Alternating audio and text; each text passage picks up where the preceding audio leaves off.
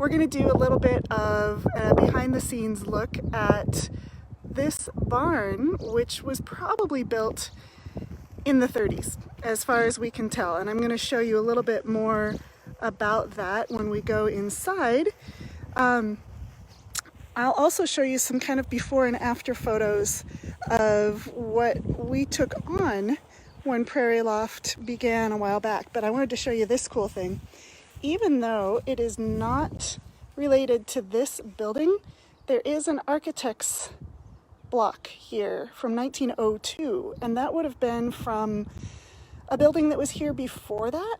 So if any of you want to do some research on any of those names, there's looks like an architect, a contractor and builder, superintendent, B of P, L, and B. Not sure what that would be, but this was probably here before the barn was built. And there are even markings from a foundation from a building that was here before the barn was built. So still trying to figure out what that might have been. Smaller building, maybe a milk house or a shed of some sort. This all used to be part of the regional center farm. So across the tracks to the north of us are buildings that were once part of the state mental hospital, and this farm fed more than 1,000 people for 80 years. It was the working farm for the regional center. Prairie Loft is not associated with the regional center at all, but we do want to honor the history of this farm that fed so many people for so many years as part of that history. And then I'm going to show you this map before we go really behind the scenes. So where it says horse barn, that's where we are. That machine shed down at the bottom is what we're renovating. And you can see where the farmhouse was right up here. And there are still lilacs and some other, probably bricks under the ground as far as we can tell. So again, there's that horse barn. And then over here was the dairy operation. That's a lot of barns and bullpens. Dairy operation, horse barn. So check out how big this horse barn is and how big those dairy barns would have been in comparison. So it was quite an operation. And this was built really sturdily in the 30s. And when we go upstairs, I'll show you the height of the loft upstairs, which would have been built without cranes. It would have been by hand at the time that this was built. I want to show you a couple really cool things. I'm going to back up actually. Check out this floor that looks like brick. You can actually see wood grain because these are blocks of cedar and they don't go down very deep. But this would have been a way that it was more humane for the horses because it was softer on their hooves than the concrete would have been. It would have been easier drainage for all the muck and water and the mess that horses would make. And also it was fire safety because when they're wearing horseshoes on the concrete, of course, it would spark, but on that cedar, it would be safer in terms of fire suppression. So pretty cool. And you can see that the whole area where the stalls would have been has that cedar brick. These stalls are original and they would have been all the way down this length of the barn on both sides.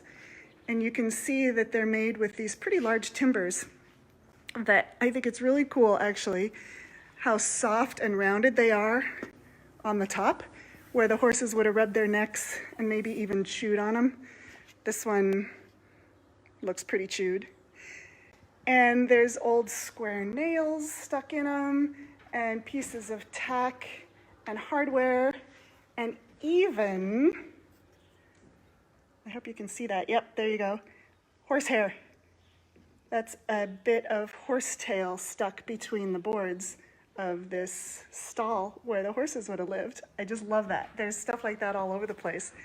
And to show you, let's see, we've got a carpet down on the floor. That's not original. That's just to keep the floor protected. Here's some more tack and hardware that was just left in the barn. This barn was in use until the 60s. And from what we understand, the barn or the farm was shut down at that time because, not because of labor laws, although they did come into effect at about that time, but because there wasn't money in the state budget to hire administrators to do the payroll. So patients at the regional center had been doing all the farm work, and at that point with the labor laws, they should have started getting paid. But because there were no administrators to process payroll, they shut down the farm. That's what I've understood to be the case. So there's some more tack and hardware that's just stuck there. And you can see this would have kept the horses from getting in each other's face. That is there to separate them.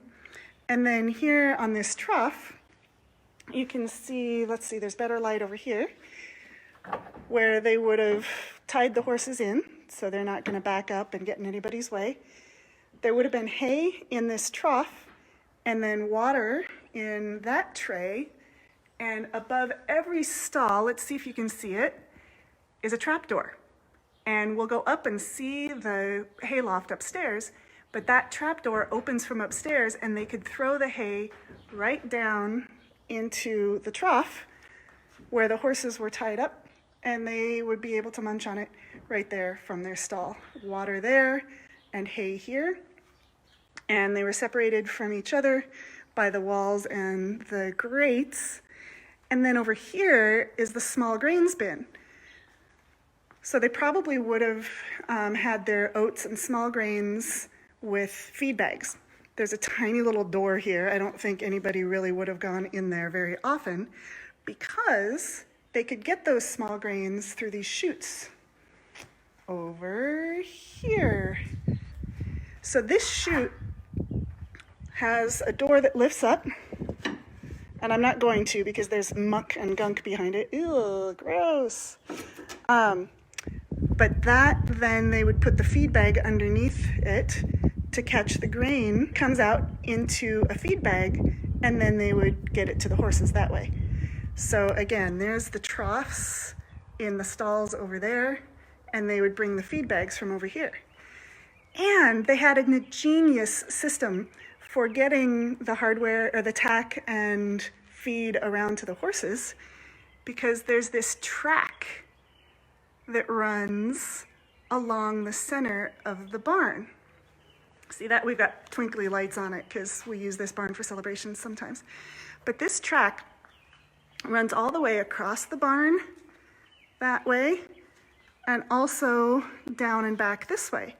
And it has switches on it just like a railroad. So we're going to go back over here, and I'm going to show you. They would have loaded up the hardware or the feed bags or what have you on these hooks, slides along that track, and they can switch it to go in either direction. And because this has 4 arms, they can easily carry more weight than one person would be able to take it around to the horses. So it was very efficient, which I think is pretty ingenious, pretty cool. No smoking. Oh, this is cool. I'm going to show you this. We're going to go upstairs in a second here. So this no smoking sign is old. It is original. In fact, you can see it even faded, and they had to paint over the old no smoking. And this has signatures on it from the 30s and 40s. Somebody just scribbled over a lot of it, but you can also see this William Fitz Westlake signed it a lot. See W-M F-I-T-Z Westlake. Here he's Willie Westlake, 1937, age 47, his hometown. And there are other signatures too that are harder to read, but that Willie dude left his mark a lot. And there's other scribbles too that are harder to see on the door and on the wood where they did some calculations and things like that. And this door goes upstairs. This is an area where not very many people get to see. We actually have a lock on the door because it's not totally safe upstairs. But check this out. How cool is that, right? There is a spiral staircase to go up to the hayloft. And what I've been told is that they would have put spiral staircases in here because horses would try and climb a straight staircase. So that is the construction there. Plus, it takes a lot less room than a straight staircase would, and they wanted that room for the horses and the hay. Oh, speaking of horses, I want to show you one other thing, actually, before we go upstairs. We found in the walls talcum powder.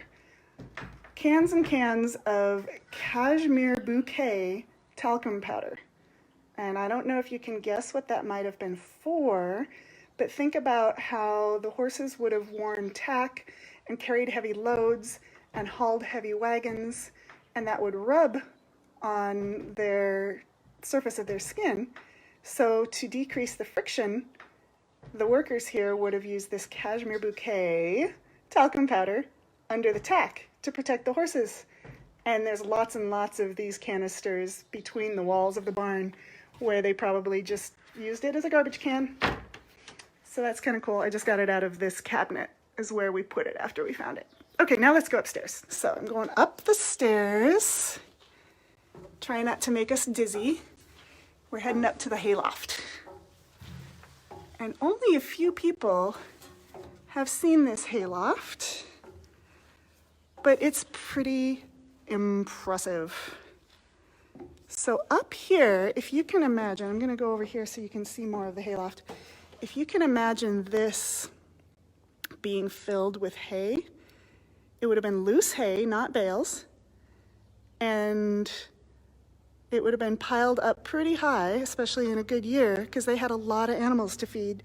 Those of you who were watching before saw the dairy operation on the map, and they had hogs and turkeys and chickens and cows and horses. So a lot of animals that they were taking care of. So right there by the light bulb is a pulley. And that pulley is on another track system similar to what's downstairs, and that would have had the hay sling strapped to it so that they could bring it in from those big doors and then drop the hay wherever they wanted.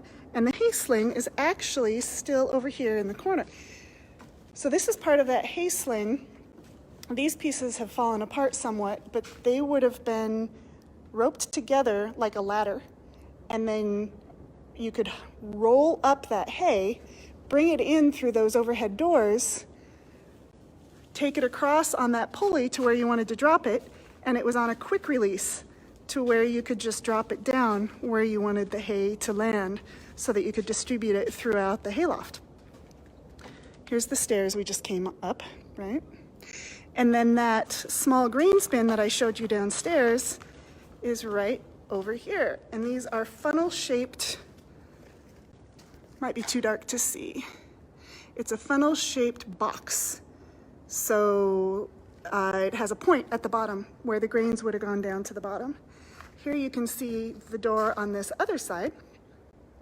And you can also maybe see down to the right there, phantom finger in the frame, I know that's weird, is a big concrete weight.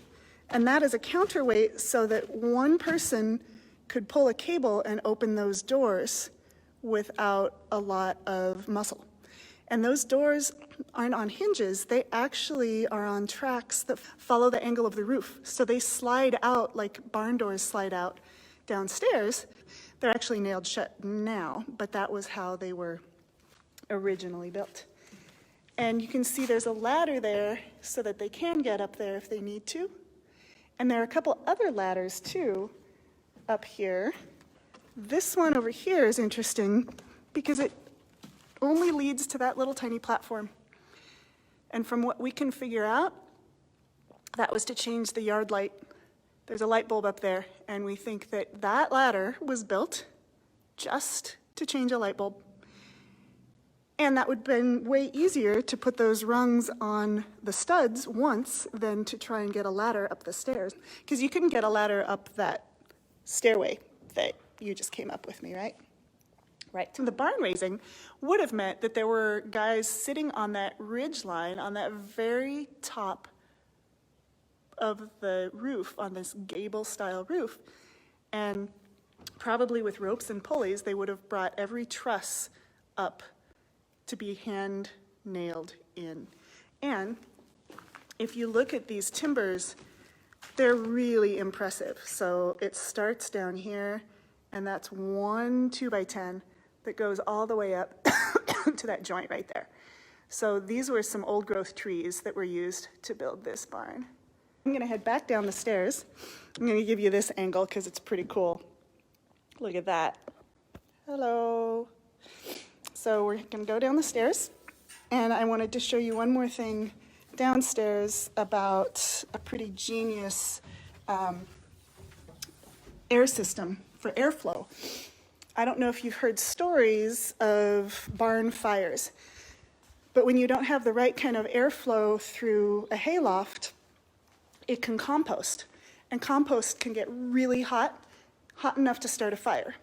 So this is part of the old system to keep the air flowing through this barn. And you can see where this ring is. All half floor closed, all floor half ceiling. So they could pull this chain to open a vent part way or all the way or close it. And that vent system goes outside.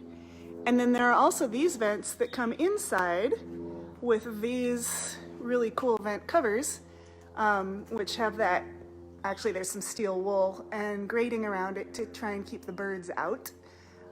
I'm sure this would have been full of birds. So that was part of the system to keep the air flowing.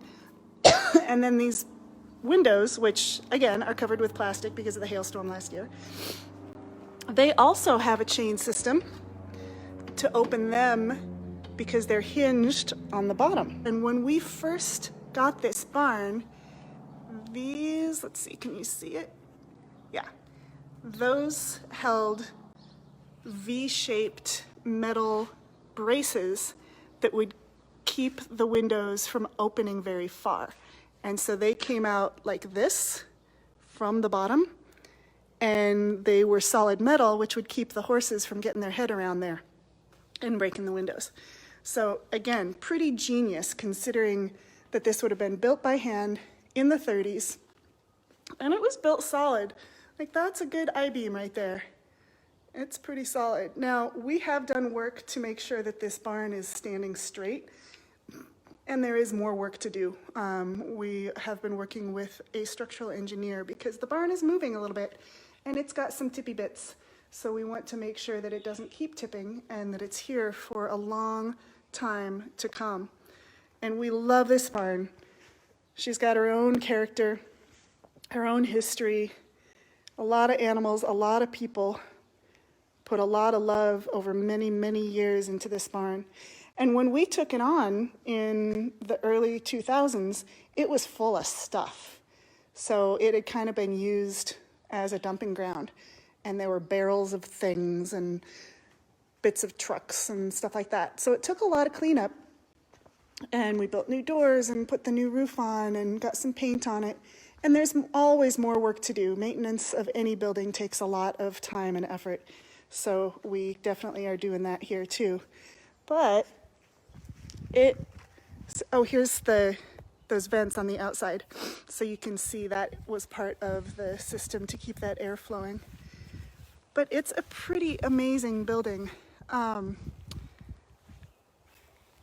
We're so happy to be able to save it and use it for the community and be on a farm-based education site where so many people have joined us over the years and will continue to do so for many, many years to come. I'm proud to do the work that I get to do at Prairie Loft, and there's always more work to do, of course. We've got 8 acres that we own, 65 acres that we take care of, 7 buildings on the site, all the critters that live here, and lots to think about, lots to create, lots to teach and learn. And we are so happy to do it here in this community. And we so look forward to a time when you all can come back and see it in person again. What year was the barn built? We're guessing the 30s. It's in the pictures and diagrams that we have from 1937. And from what I can tell, all of the boards were milled and not hand hewn. And all of the hardware was manufactured and not forged. So most likely after the 20s, but definitely in photos by 1937. So my best answer is early 30s. It's nearing 100 years old. Oh, the lightning rods. There's one. You can see it on the very tip there. Most of them are gone, but there are just a few, and they do have cables that come down from them. I don't know if you can see it along the edge of the roof there, going down into the ground. It probably does some good, but there's just 3 up there right now. The other ones have been gone, but those are original, so that's pretty cool. Thank you so much for joining me today, and watch for more of these. This is fun, and we've got lots to share about what has happened here. Even before we took it on, it's been almost 20 years since the original founders of Prairie Loft had this idea, and Prairie Loft has been here for 12. So lots to talk about, and we will do more tours. I'll talk to you soon. Have a great day. Bye.